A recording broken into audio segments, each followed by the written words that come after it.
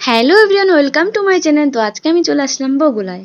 বগুড়ায় আমার একটি ভাইয়ের অন্নপ্রাশন ছিল। তো প্রথমে আমি ভাইকে খুঁজলাম, দেখি মামি ভাইকে খাওয়াচ্ছিল।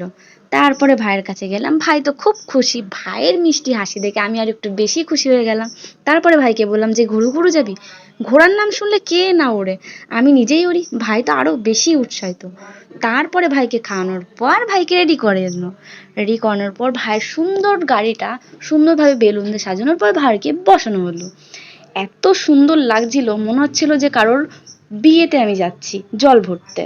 যাই হোক, ওটা অন্নপ্রাশনে জল ভরা ছিল। তারপরে সুন্দর সুন্দর নৃত্যশিল্পীদেরকে ডাকানো হয়েছিল, তারা সুন্দরভাবে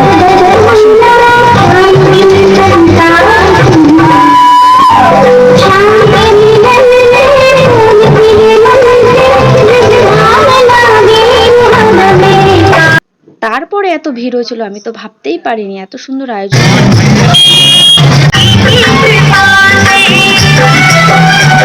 তারপরে দাদা ভাইরাও চলে আসলো। এই যে আমার মিষ্টি ভাইয়ের সাথে একটু নেচে নিলাম। তারপরে এভরিওয়ান, তোমাদেরকে আমি দেখাতে চলেছি আজকের ডেকোরেশনটা কত সুন্দরভাবে সাজানো হয়েছে। তো চলো দেখা যাক।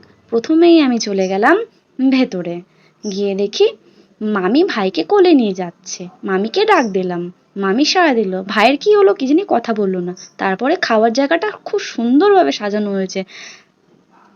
তারপরে ফুচকা, মকটেল, তারপরে কফি। ফুচকায় এত লাইন যে চান্স পাচ্ছিলাম না। তারপরে শেষে ভাই বোনদের সাথে একটু মকটেল খেয়ে নিলাম, তবে এই মকটেলটা একটু স্পেশাল ছিল।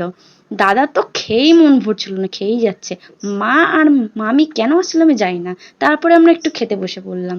তো আমি পাতে সব কিছু নিয়ে নিই, যেহেতু আমি খাই না তো সেটা নিই না, নষ্ট করিও না। তো যেইটুকু খাবো আমি সেইটুকু নেবো।